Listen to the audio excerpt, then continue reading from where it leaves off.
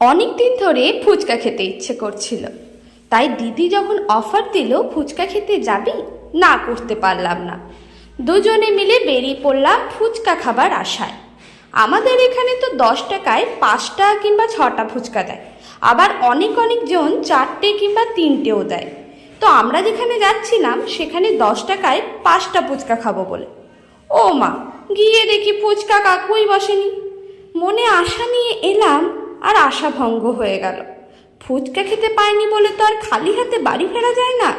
তাই পাশের দোকান থেকে চিকেন পকোড়া আর ভেজ পকোড়া নিয়ে নিলাম। আর বাড়ি আসার সময় মনে পড়লো মা বলেছিল মিষ্টি নিয়ে যেতে।